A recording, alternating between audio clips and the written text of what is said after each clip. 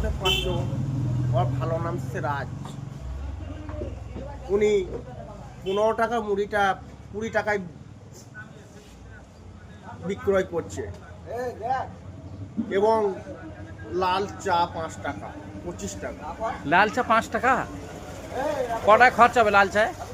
মাত্র লাল চায়ে খরচা হবে ওই ধরিলে 1 টাকা। 4 টাকা লাভ। একটু করা চিনি আর একটু করা চিনি আর মুড়িতে ও ডায়লগটা একবার দিয়ে দাও, পাঁচু ভাই সে ফেভারিট গানটা। ওই মুড়িতে লাভ হলে ও নাঙ্গে ভাতে গানটা করে।